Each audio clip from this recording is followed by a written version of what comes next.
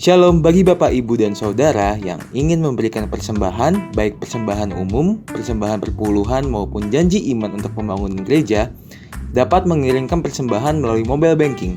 Harap mengisi keterangan pada kolom keterangan. Shalom Bapak Ibu Saudara yang dikasih Tuhan. Di tengah keadaan yang masih terbatas sehingga kita belum bisa beribadah bersama di gereja, tapi kita boleh mengucap syukur karena Tuhan kasih kita kesempatan buat kita boleh beribadah secara online dari rumah kita masing-masing. Yuk Bapak Ibu Saudara yang dikasih Tuhan, mari kita siapkan hati kita mau beri yang terbaik buat Tuhan Yesus. Kita siapkan hati kita, penyembahan kita yang terbaik buat Tuhan.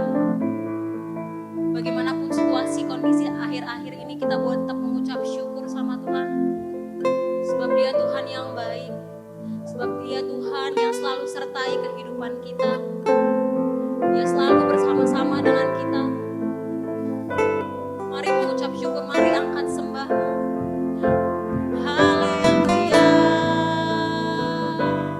Terima kasih Tuhan, Engkau selalu bersama, sertai kami Tuhan. Yesus,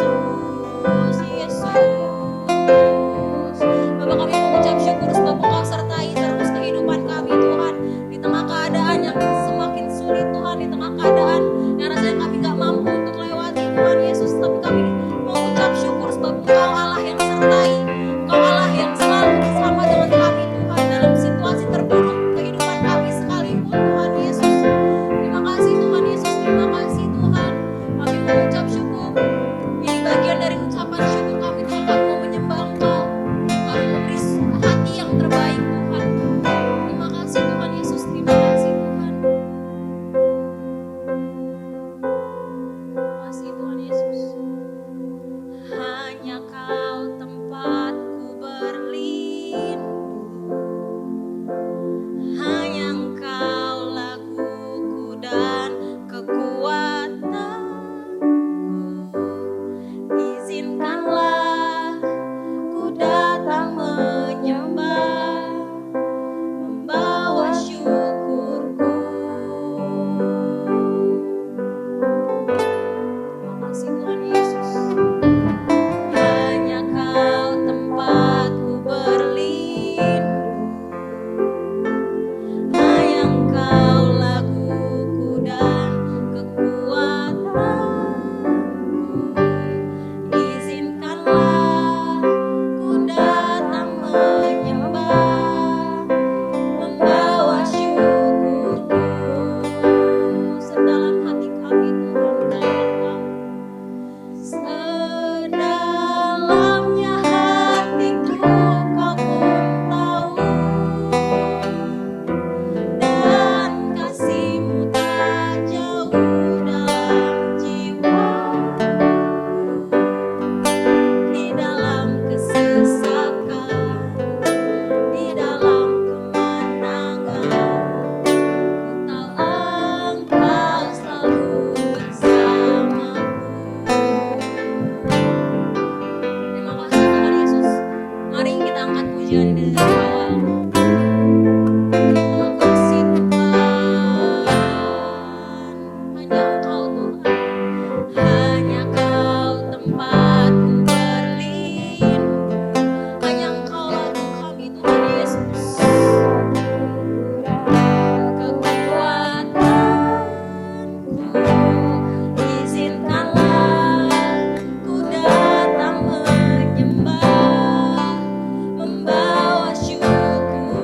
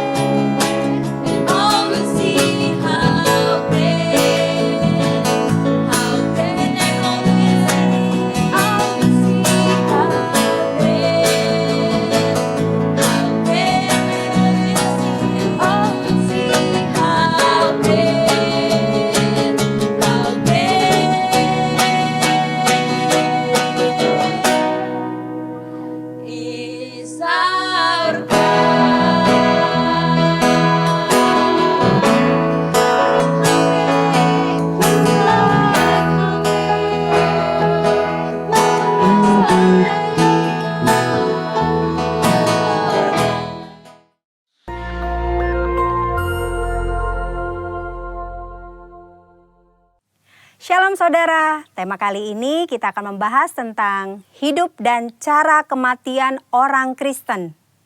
Tidak sedikit orang percaya, khususnya para pelayan Tuhan yang setia, berpulang karena serangan wabah COVID-19. Kemudian banyak orang bertanya, apa yang salah? Kenapa? Kok bisa? Orang seringkali mengaitkan cara kematian seseorang dengan kehidupannya. Kematian adalah hal yang tidak terhindarkan dari kehidupan semua makhluk hidup di dunia termasuk manusia. Ada dua pandangan, yaitu yang pertama pandangan orang yang saleh pasti meninggal dengan cara terhormat, seperti mati dengan tenang, tidak menderita kesakitan, saat-saat terakhir dengan kondisi baik. Pandangan yang sebaliknya yaitu orang yang berdosa besar. Mereka meninggal dengan cara yang hina. Maksudnya matinya menderita, sendirian di saat-saat terakhir dan mengenaskan meninggal karena kecelakaan atau korban kriminal. Benarkah kedua pandangan tersebut? Tentu saja pandangan tersebut salah. Alkitab mencatat Tuhan Yesus sendiri diperhadapkan dengan pertanyaan dan situasi yang mirip. Dalam Lukas 13 ayat 1 sampai dengan 5 terjadi peristiwa matinya peziarah di Yerusalem yang dibunuh oleh Pilatus dan darahnya dicampur dengan korban darah yang akan dipersembahkan. Peristiwa yang kedua adalah orang-orang Galilea mati tertimpa menara dekat Siloam. Dua peristiwa ini membuat orang-orang bertanya, dosa besar apa yang telah dilakukan oleh kedua kelompok ini? Hingga mereka meninggal dengan cara yang mengenaskan. Saat itu juga Yesus menegur mereka bahwa hal itu terjadi bukan karena mereka lebih berdosa. Dosa dan kesalahan atau konsekuensi yang dibuat oleh manusia bisa saja mengakibatkan penderitaan dan mati dengan mengenaskan. Tetapi mengatakan semua orang yang mati dengan tidak enak dan mengenaskan adalah orang yang lebih berdosa, itu pendapat yang salah. Apalagi mengaitkan dengan kualitas kerohanian mereka. Tuhan Yesus mengajarkan di Lukas 13 ayat 1 sampai dengan 5. Yang pertama, cara mati seseorang tidak menunjukkan kualitas hidupnya. Mungkin saja orang yang berdosa bisa mati atau meninggal dengan cara yang tidak enak dan menderita. Tetapi bukan selalu bila seseorang meninggal dengan cara yang tidak enak, artinya pasti karena ada dosa besar yang dilakukan.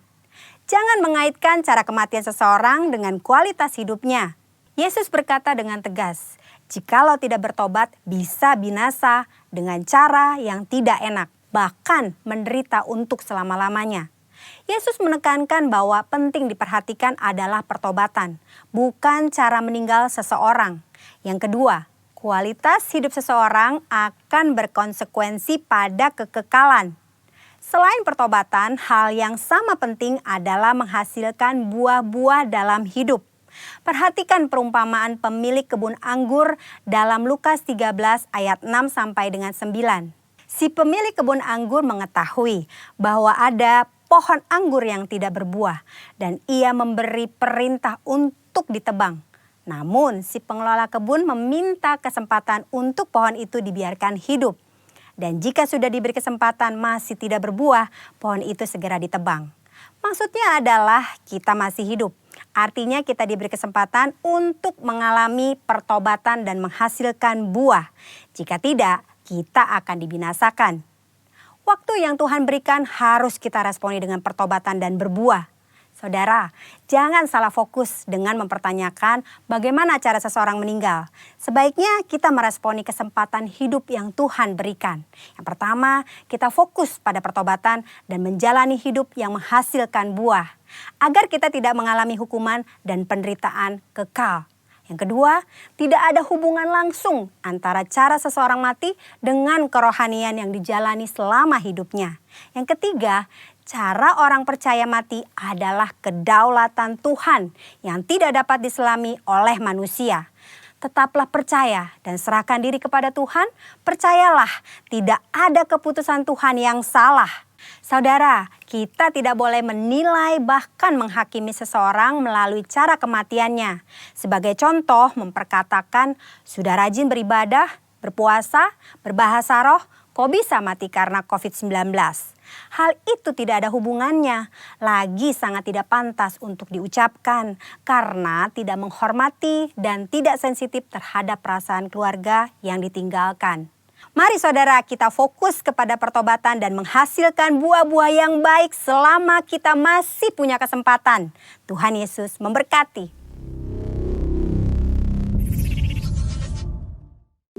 Sebab Kau besar, perbuatanmu ajaib, tiada seperti Engkau, tiada seperti Engkau. Sebab Kau besar, perbuatanmu ajaib, tiada seperti Engkau, tiada seperti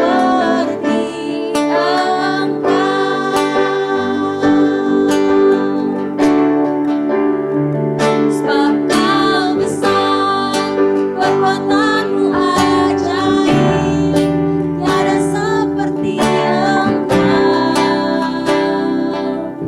tiada seperti Engkau. Sebab Kau besar, perbuatanmu ajaib, tiada seperti Engkau, tiada seperti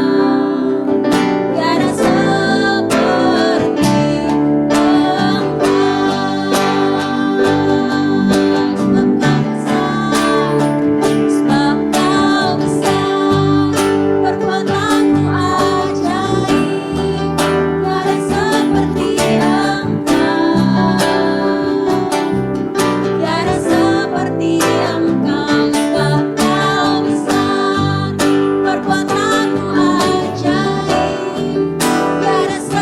Engkau, tiada seperti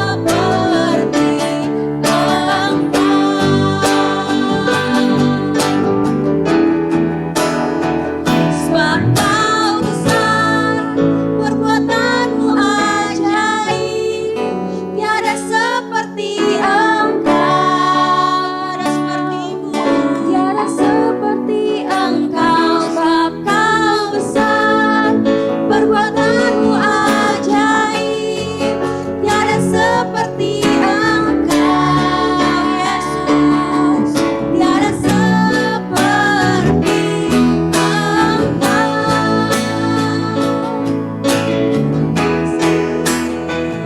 sebab Kau besar, perbuatanmu ajaib, tiada seperti Engkau, Yesus, tiada seperti Engkau. Sebab Kau besar, perbuatanmu ajaib, tiada seperti Engkau,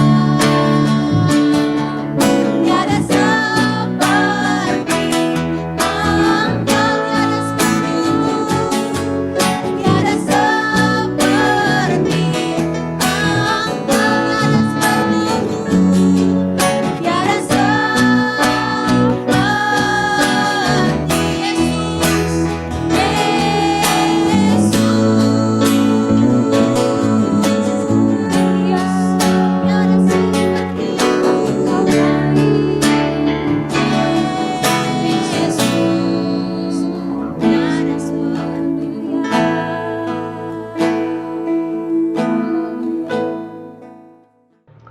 Shalom Bapak Ibu, puji nama Tuhan, kembali kita beribadah, namun kita lakukan di rumah bersama keluarga kita masing-masing.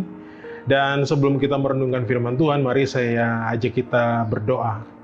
Bapa, di dalam nama Tuhan Yesus, kami bersyukur untuk penyertaan-Mu bagi kami hingga hari ini. Bapa, Engkau yang telah pimpin kami, menyertai kami, pelihara kami Tuhan. Dan saat yang Bapa, kami akan merenungkan firman-Mu yang adalah Engkau sendiri. Engkau nyatakan pengertiannya Bapa. Ya Allah Roh Kudus, kami undang Engkau hadir dalam hati pikiran kami saat ini. Di dalam nama Tuhan Yesus. Haleluya. Amin. Puji nama Tuhan Bapak Ibu, kita ada di dalam situasi kenormalan yang baru, ya new normal. Dan saat kita sudah kembali dalam situasi kenormalan ini, saya percaya ada satu situasi yang mungkin saja kelihatannya berbeda. Karena sebelumnya kita melewati satu fase di mana kita tinggal di rumah, ya social distancing, jaga jarak dan sebagainya. Dan kemudian saat ini kita mulai masuk di dalam aktivitas.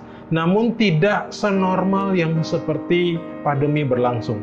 Ya. Dan kita harus mulai melihat ada satu perubahan yang terjadi dalam kehidupan kita saat ini. Nah, mari saya ajak kita buka dalam firman Tuhan di Roma pasal 8. Kita baca 2 ayat ya. Di ayat yang ke-28 dan ayat yang ke-29. Bapak Ibu bisa mengikuti di rumah ya pembacaan ini. Dan saya akan bacakan saat ini bagi kita semua. Firman Tuhan berkata, kita tahu sekarang bahwa Allah turut bekerja dalam segala sesuatu untuk mendatangkan kebaikan bagi mereka yang mengasihi Dia, yaitu bagi mereka yang terpanggil sesuai dengan rencana Allah. Sebab semua orang yang dipilihnya dari semula, mereka juga ditentukannya dari semula untuk menjadi serupa dengan gambaran anaknya, supaya ia anaknya itu menjadi yang sulung di antara banyak saudara. Puji Tuhan, firman ini datang kembali meneguhkan kita, menguatkan kita bahwa apapun yang sedang kita lewati dalam kehidupan kita, Allah turut, Allah hadir, Allah ada di situ dan tidak meninggalkan kita. Masalahnya adalah bahwa banyak orang yang mengalami satu keterpurukan oleh karena fase pertama yang dilewati dan ada hal-hal yang terjadi di sana. Ya. Sehingga kita bisa bilang ada orang yang mengalami life instinct. Dia mengalami satu keuntungan, dia dapat berkat dalam situasi tersebut. Tapi ada juga orang yang mengalami death instinct atau yang orang-orang yang mengalami ketidakberuntungan. Oleh karena pandemi, dia tidak lagi bekerja. Oleh karena pandemi, dia tidak lagi bisnisnya atau usahanya tidak lagi baik. Ya. Tapi ada tipe yang berikutnya. Di antara dari dua tipe ini disebut dengan orang-orang yang survival, ya, orang-orang yang bertahan. Nah, Bapak Ibu yang tahu, ya, gereja Tuhan Anda sendiri yang tahu Anda ada di posisi mana. Tapi percayalah bahwa firman Tuhan datang ini untuk mengatakan kepada kita bahwa Allah turut bekerja dalam setiap situasi kehidupan yang kita lewati. Amin, saudara. Dan waktu kita mau melihat firman ini digenapi kepada orang-orang yang Tuhan panggil. Waktu saudara sedang mendengar khotbah ini, waktu saudara sedang mendengar firman Tuhan ini, pastikan bahwa saudara yakini di dalam hati saudara bahwa saudara adalah orang yang dipanggil Tuhan. Saudara adalah orang yang dipilih Tuhan dari semula. Apapun situasi, apapun kondisi yang kita lewati, kita adalah orang-orang yang dipanggil dan dipilih Tuhan untuk melewati setiap kehidupan di dalam rencananya. Nah, masalahnya adalah banyak orang yang mengalami hal-hal yang sebelumnya itu mengalami keterpurukan dan saat ini dia sedang berusaha bangkit untuk kembali survive. Ya, atau yang survive dia ingin life instinct, dia sedang berusaha bagaimana untuk kemudian dia mengalaminya. Percayalah bahwa Tuhan ada di dalam kehidupan kita. Nah, bagaimana caranya? Firman Tuhan, mari kita mau sama-sama lihat apa kata firman Tuhan mengenai bagaimana kita mengalami kehidupan di new normal ini. Dimensi yang baru dari kehidupan yang saat ini kita lewati. Untuk itu mari saya ajak kita buka dalam Lukas pasal 16 ayatnya yang ke-10. Ya, Lukas pasal 16 ayatnya yang ke-10. Nah, ini poin pertama yang akan mendasari bagaimana kita melewati kehidupan kita, dan kita mau tetap melihat bahwa Tuhan turut hadir, turut bekerja di dalam situasi kehidupan apapun yang kita lewati. Lukas 16 ayat 10, mari kita baca sama-sama Bapak Ibu. Firman Tuhan berkata, barang siapa setia dalam perkara-perkara kecil, ia setia juga dalam perkara-perkara besar, dan barang siapa tidak benar dalam perkara-perkara kecil, ia tidak benar juga dalam perkara-perkara besar. Ya, firman Tuhan mengajak kita untuk melihat hal-hal yang simplicity, hal-hal yang kecil, hal-hal yang sederhana. Waktu masuk di fase kehidupan yang baru ini, kenormalan yang baru, ya, setiap orang mencoba memulai kehidupan ini Ya, satu perubahan yang terjadi ini dengan cara pandang, cara berpikir, bagaimana harus memulai.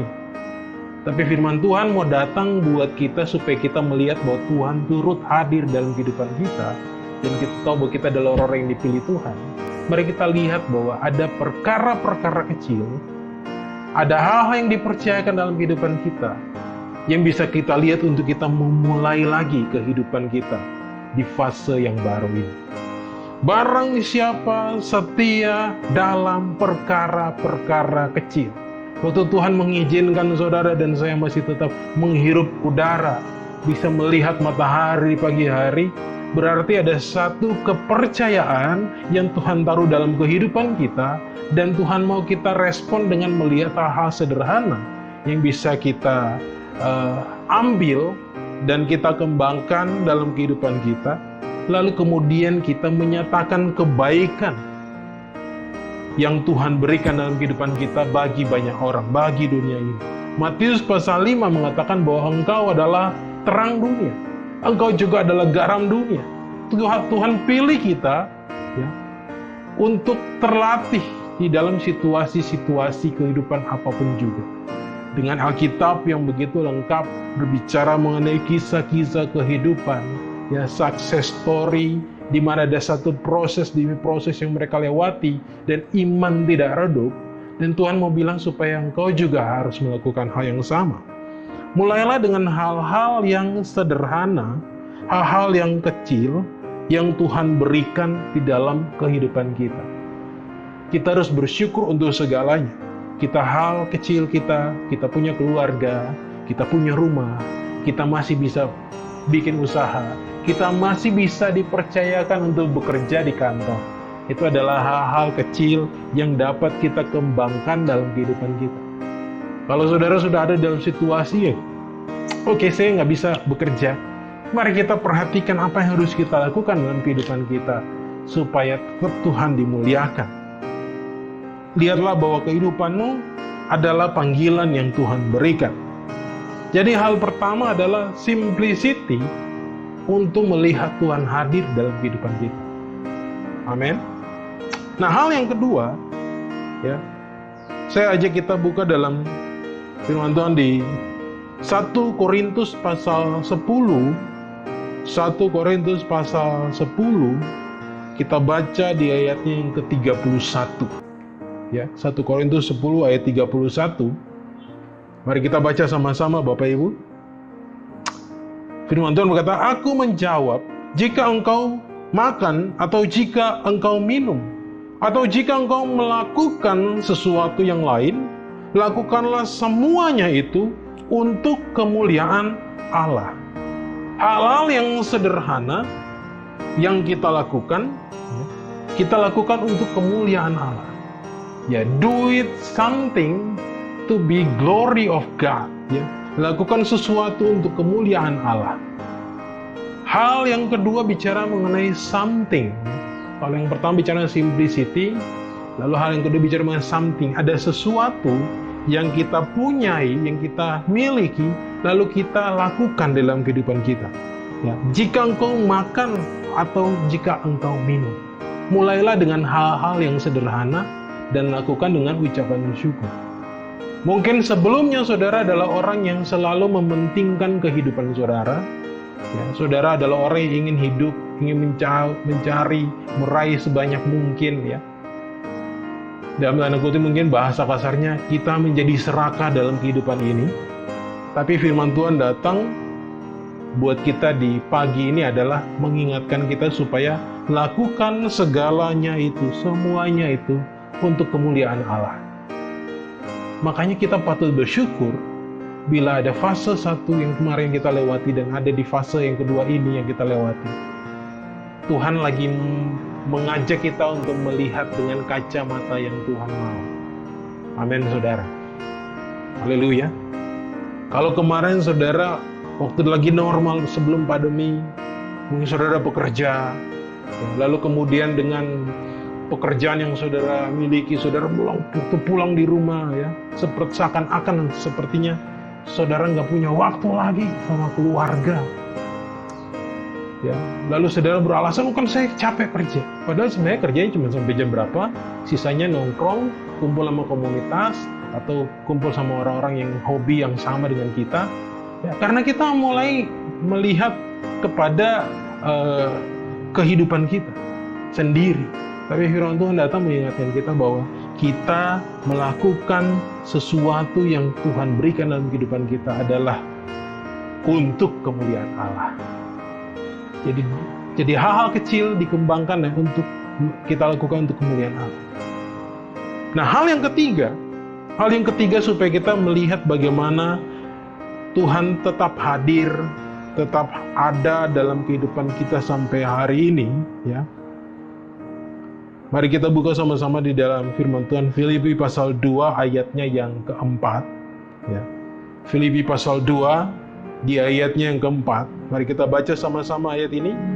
Firman Tuhan katakan, dan janganlah tiap-tiap orang hanya memperhatikan kepentingannya sendiri, tetapi kepentingan orang lain juga. Ya.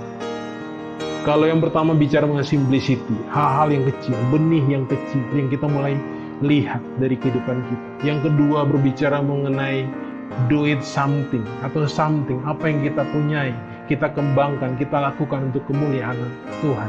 Hal yang ketiga bicara mengenai sacrifice, saudara, atau pengorbanan. Waktu Tuhan panggil kita, waktu Tuhan pilih kita, supaya kita menyatakan kasih Tuhan bagi dunia ini, supaya jadi terang dan garam bagi dunia ini. Tuhan mau kasih tahu bahwa kita hidup bukan untuk kita sendiri. Ya. Tiap-tiap orang, ya, janganlah memperhatikan kepentingannya sendiri, tetapi kepentingan orang lain juga. Seperti yang tadi saya bilang bahwa mungkin saudara selama ini melihat hanya kepada diri saudara sendiri. Ada sesuatu yang ingin dicapai untuk mendapat kepuasan. Coba kita perhatikan waktu pandemi hampir tidak kelihatan level-level strata sosial itu. Semua orang hampir sama aja. Jalanan sepi, semua jalan kaki, semua pakai masker, nggak kelihatan yang hebat-hebat. Berjemur ya. Kemarin waktu Pak Asang cerita di minggu pertama, pas orang semua berjemur, semua hampir sama aja. Nggak kelihatan beda. Nah, dan kita diajak untuk melihat bahwa kita harus hidup bukan untuk diri kita sendiri. Mari kita perhatikan firman ini. Kita dipanggil Tuhan bukan untuk diri kita. Saat ini waktu saudara ada dalam kehidupan yang mungkin saudara sedang ada dalam pergumulan-pergumulan yang saudara hadapi, berat. Saya mau kasih tahu bahwa mari kita merenungkan sejenak kehidupan kita dan kita buat satu komitmen yang baru bahwa Tuhan, saya akan melakukannya untuk Tuhan. Supaya ada pemulihan yang terjadi di dalam kehidupan kita. Amin, saudara. Ya, firman Tuhan datang, mari kita diminta oleh Tuhan untuk melihat juga kehidupan banyak orang, keluarga kita, saling mendukung satu dengan yang lain. Mulailah dari rumah saudara. Karena apa yang terjadi di dalam itu akan terpancar keluar. Saudara punya latihan itu adalah di rumah saudara. Ya, kalau mungkin saudara jarang berkomunikasi dengan anak, jarang berkomunikasi dengan istri, ya, suami dengan istri dengan suami, atau anak dengan orang tua, perbaiki itu dan pancarkanlah itu keluar sana. Karena pemulihan yang sedang Tuhan lakukan bukan sekedar dalam kehidupan fase 2 ini, tapi ini juga bicara mengenai pemulihan secara rohani, supaya ada satu pemulihan yang lengkap yang Tuhan buat dalam kehidupan saat ini, dalam kehidupan kita. Karena apa? Karena Tuhan mau bekerja dalam kehidupan saudara dan saya. Mari kita pegang firman ini. Kita mau melihat hal-hal yang sederhana yang kemudian kita kembangkan, yang kita lakukan di kehidupan kita, dan kita mau pakai caranya Tuhan Yesus, berkorban, mulai melihat bahwa apa yang bisa saya lakukan supaya Tuhan dimuliakan, supaya semuanya berjalan mengalami keselamatan dengan Tuhan. Haleluya. Mari kita berdoa untuk firman Tuhan. Bapa, kami bersyukur Bapa, kami bersyukur untuk firman yang sudah Engkau berikan saat ini Tuhan. Terima kasih ya Bapa. Biarlah firman menjadi rema yang meneguhkan dan menguatkan kami. Sehingga waktu kami melewati kehidupan kami di fase yang kedua ini, kami tetap melihat Tuhan hadir dalam kehidupan kami. Kami tetap melihat bahwa Tuhan turut bekerja dalam kehidupan kami. Kami mau tetap punya hubungan yang intim dengan Tuhan. Bahwa kami senantiasa Tuhan, supaya yang kami pegang dalam kehidupan kami adalah kebenaran yang Engkau punya, yang Engkau nyatakan lewat firman-Mu atas kami. Di dalam nama Tuhan Yesus, kami berdoa dan kami mengucap syukur. Amin. Tuhan Yesus memberkati. Mari kekasih Tuhan Yesus Kristus, angkat kedua tangan kita di hadapan Tuhan, dan terimalah berkat yang melimpah-limpah dari Allah Bapa di sorga dalam anaknya yang tunggal Yesus Kristus.